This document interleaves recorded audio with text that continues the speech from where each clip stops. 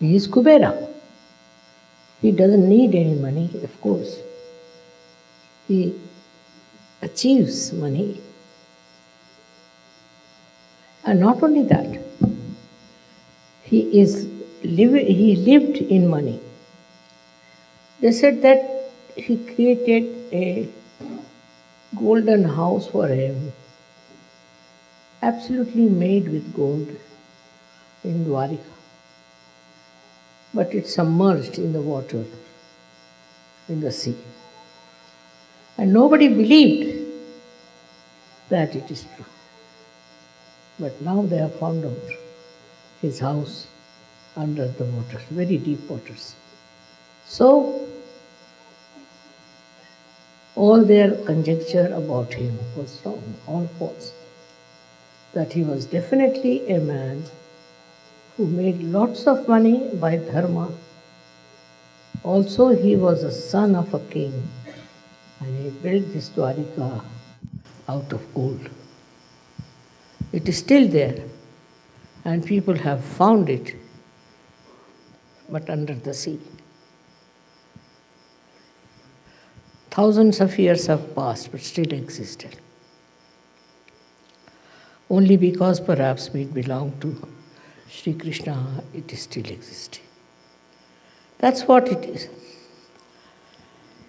Because he was the one who was for Satya, for truth.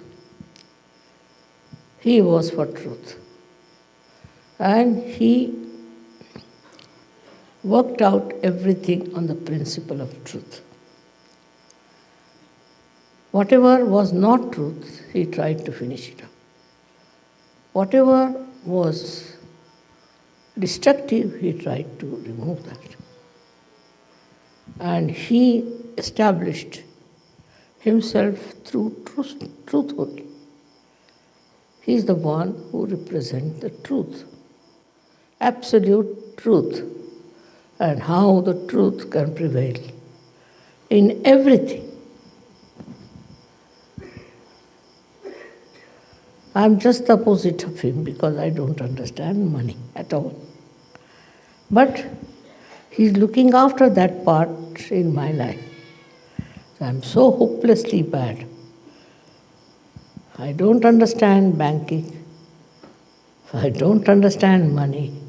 I can't even count money. Now, what can you say to that? But he's there to look after. And I have never a dearth of money, never a dearth of any wealth. It's all full of it. Also, it comes through your sense of satisfaction.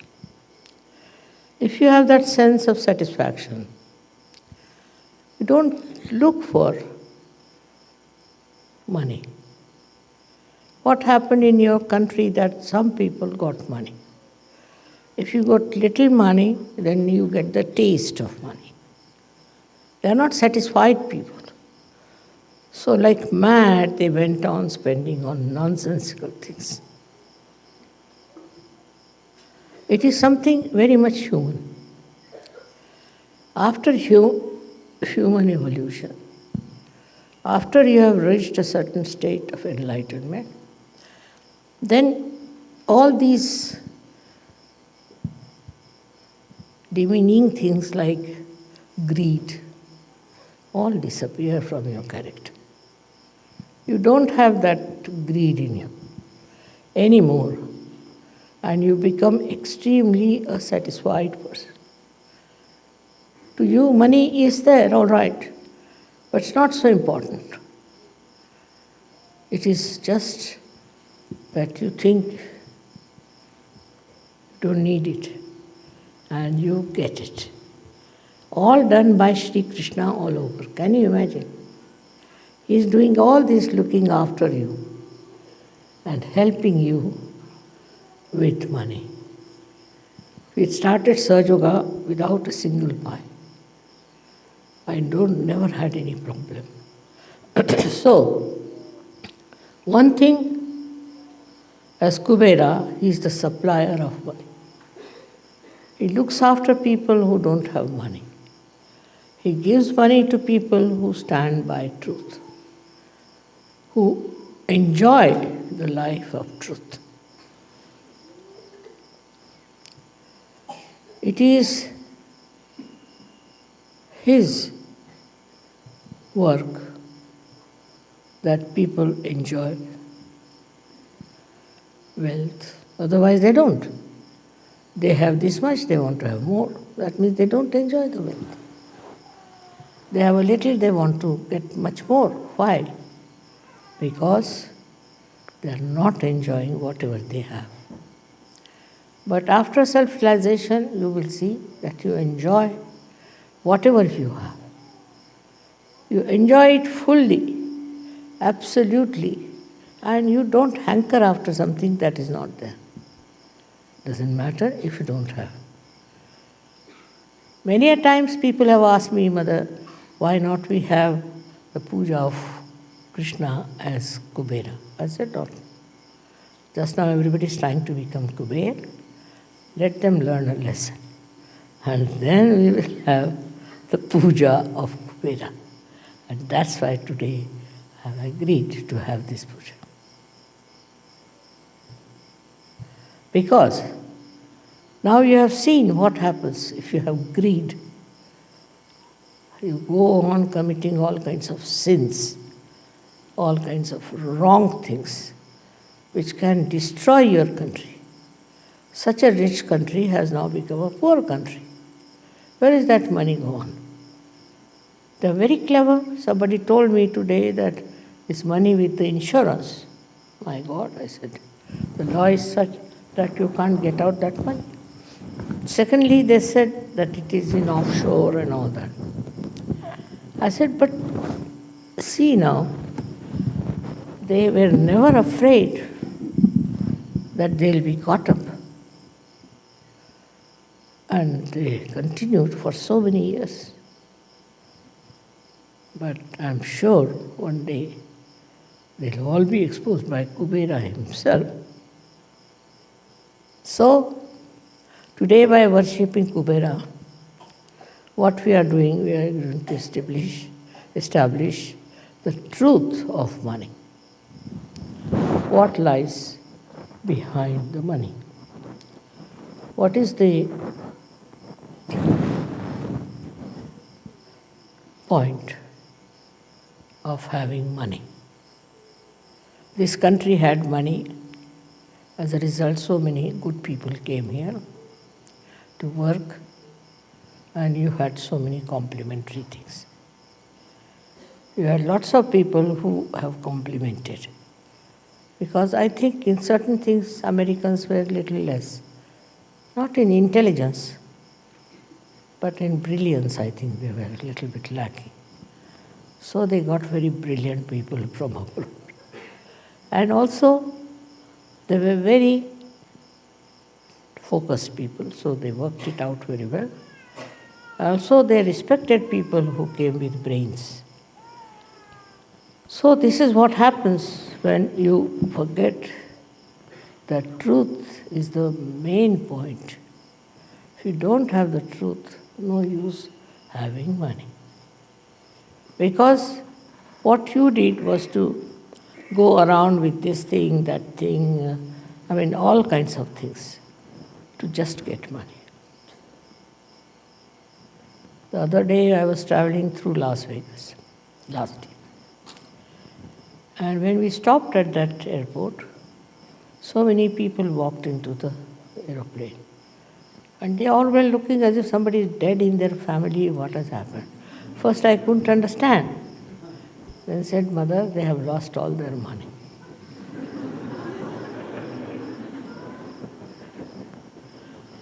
So, when they have money, they are jumping. Next moment, they are crying because they have lost the money. What's the use of such a money, which is so temporary, which is so useless?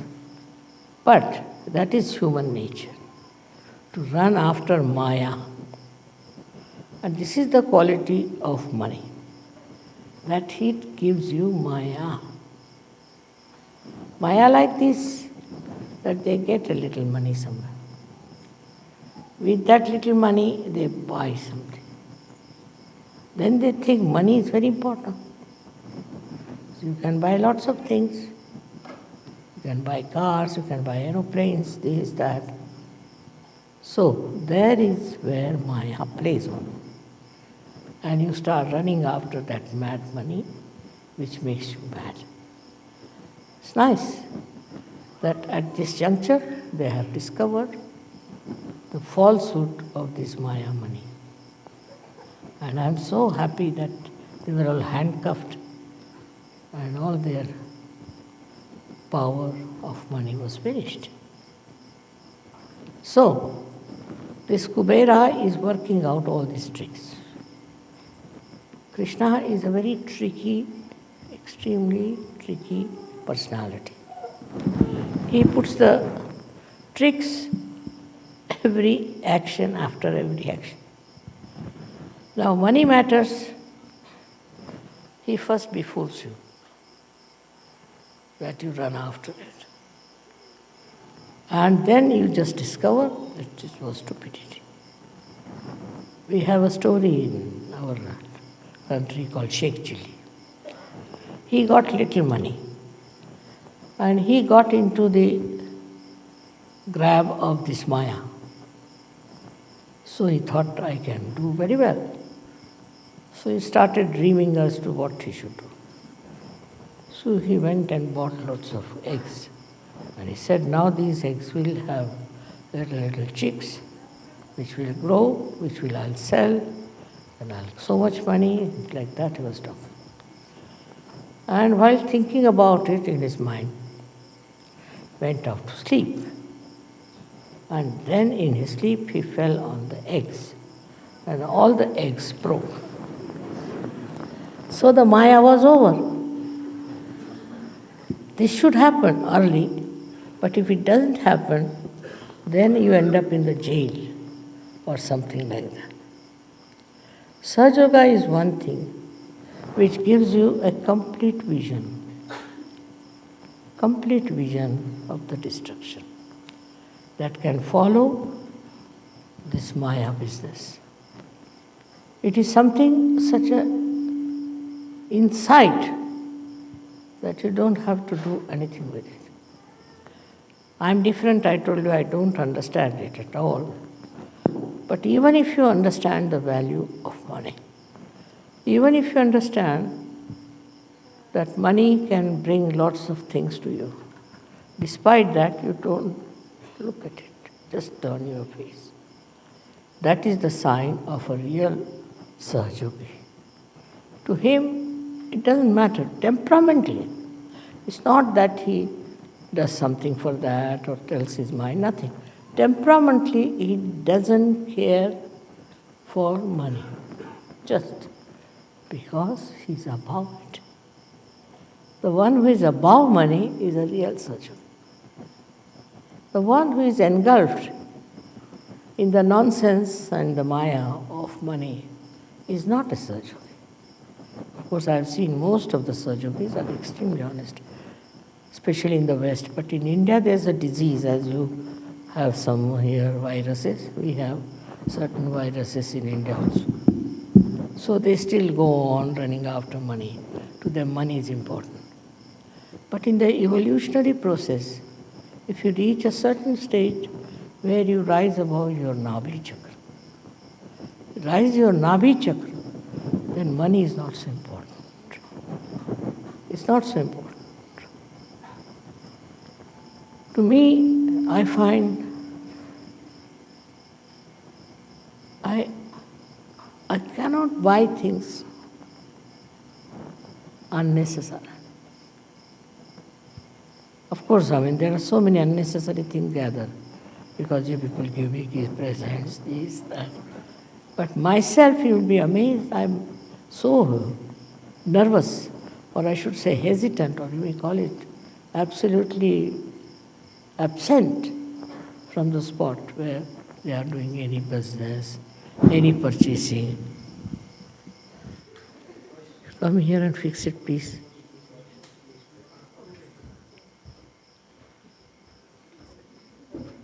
It falls down, so I'm holding on.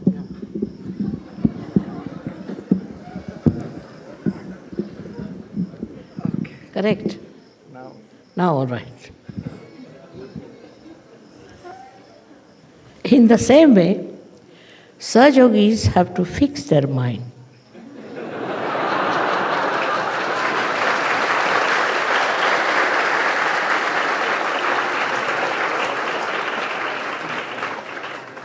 To their spirit and enjoy the powers of your spirit, your own. That enjoyment, once you get it, you don't fall to your greed. This is something very, very simple. But sometimes you don't do it. You get enamored by something, maybe a car, maybe an aeroplane, I don't know what, whatever it is. It's a headache to have too many cars, isn't it? But people have. They think by that people are impressed and they think no end of themselves or not. Nothing. If they are impressed, what is the use to us? What do we get out of it? Sahaja has his own spirit to enjoy more than anything else. He doesn't want to possess anything. It's a headache to possess things also. The other side of it is a Mahalakshmi. If that principle is within you, Mahalakshmi principle, you will have never a problem of money. On the contrary, you will know how to stop it. So far, as I am concerned, I get fed up of my Mahalakshmi principle. Because I don't know from where it works out, how it works out. Without any effort. But temperamentally, I have no interest at all. Temperamentally. But it is I don't know what is the cause of this effect. Now supposing I buy some small thing, just like that. It will sell at least 10 times more. It will be of value at least 10 times more. I don't know how.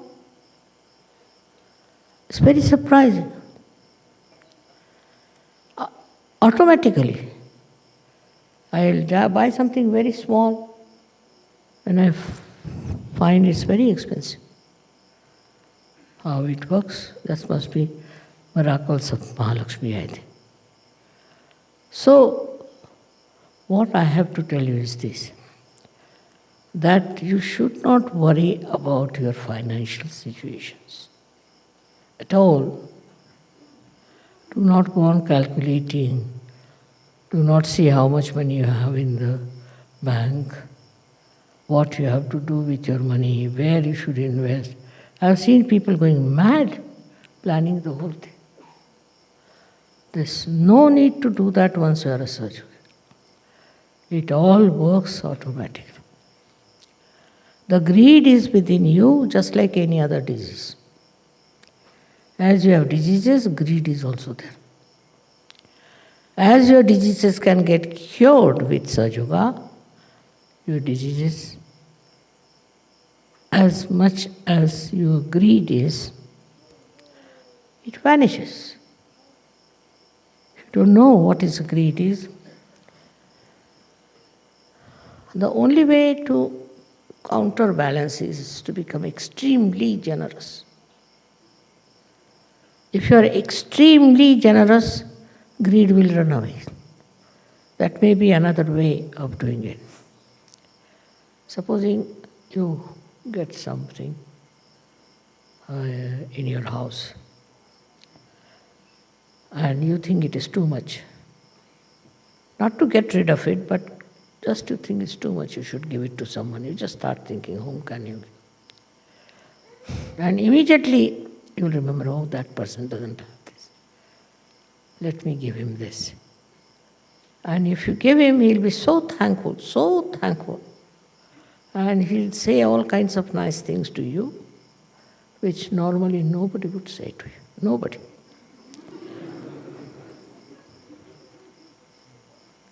And it's surprising how joy-giving it is, how people like your generosity. So you have to be generous, just generous, not with yourself, but with others. As much as possible, be generous. Generosity is very love-giving, one of the expressions of your love. Many a times it has happened with me that I saw somebody needed something and kept it in my mind. And I bought that thing and gave it to that person.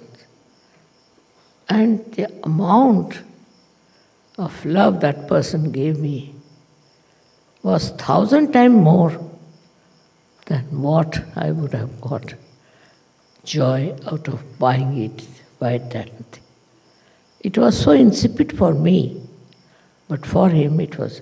He told so many people, mother gave me this, mother gave me that. I was surprised. Then they asked me, Mother, how did you give him? I said, just out of love. Many people took to Sahaja Yoga thinking, what a generosity is. So to be generous is the best way to live in this world. After all, it's a headache to have too many things. Better to get rid of them. But out of love, if you do that, you will know how much they will be appreciative of you. Another thing is to get rid of greed. You should try to do some sort of a collective social work. Supposing you go to some place where lots of poor people are there.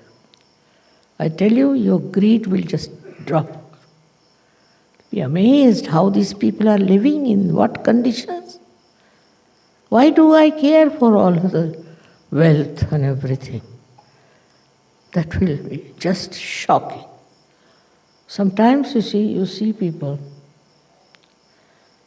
in India also in a very bad condition. Once I went to Calcutta and I was somehow or other, you see, by chance, I happened to be in places where people were in a very, very great poverty, even the children. And you'll be amazed, for days together I wouldn't eat my food.